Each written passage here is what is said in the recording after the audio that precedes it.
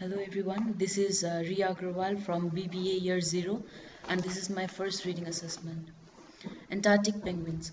Though penguins are assumed to be native to the South Pole, only 4 of the 17 species have evolved the survival adaptations necessary to live and breed in the Antarctic year-round. The physical features of the Adelie, Chinstrap, Gento, and Emperor penguins equip them to withstand the harshest living conditions in the world. Besides these 4 species, there are a number of others, including the yellow-feathered macaroni penguin and the king penguin that visit the Antarctic regularly but migrate to warmer waters to breed. Penguins that live in Antarctica year-round have the thermoregulation system and a survival sense that allows them to live comfortably both on ice and in the water. In the dark days of winter, when the Antarctic sees virtually no sunlight, the penguins that remain on the ice sheet sleep most of the day.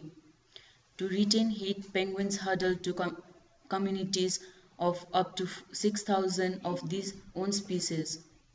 When it's time to create a nest, most penguins build up a pile of rocks on the top of the ice to place their eggs. The emperor penguins, however, doesn't bother with the nest at all. The female emperor lays just one egg and gives it to the male to protect while she goes off for weeks to feed. The male balances the egg on the top of his feet, covering it with a small fold of skin called broad patch. It is in the huddle the male penguins rotate regularly so that none of the penguins have to stay on outside of the circle, exposed to the wind and cold for long periods of time. When it's time to take a turn on the outer edge of the pack, the penguins tuck their feathers in and shiver. The moment provides enough warmth until they can head back into the inner core and rest in the warmth. In order to reduce the cold of the ice, penguins often put their weight on their heels and tails. Antarctic penguins also have complex nasal passages that prevent 80% of their heat from leaving the body. When the sun is out, the black dorsal plumage attracts its rays and penguins can stay warm enough to waddle or slide about alone. Antarctic penguins spend about 75% of their lives in water. A number of survival adaptations allow them to swim through water as cold as -2 degrees Celsius. In order to stay warm in these temperatures, penguins have to keep moving. Though penguins don't fly in the air, they often are said to fly through water.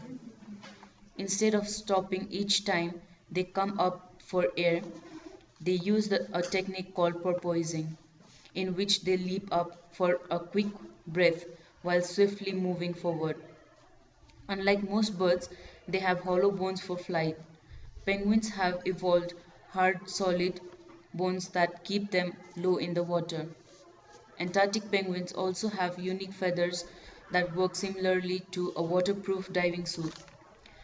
Tufts of down trap a layer of air within the feather, preventing the water from pretending the penguin's skin. The pressure of a deep dive releases this air and a penguin have to rearrange the feathers through a process called preening. Penguins also have an amazing circulatory system, which is extremely cold waters divert blood from the flippers and leg to the heart. While the harsh climate of Antarctic doesn't threaten the survival of Antarctic penguins, overheating can be a concern and therefore global warming is a threat to them. Temperature species have certain physical features such as fewer feathers and less blubber to keep them cool on a hot day. African penguins have bald patches on their legs and face where excess heat can be released. The blood vessel in the penguin's skin dilate when the body begins to overheat and the heat rises to the surface of the body. Penguins that are built for cold winters of the Antarctic have other several techniques for a warm day, such as moving to shaded areas or holding their fins out away from their bodies. Thank you.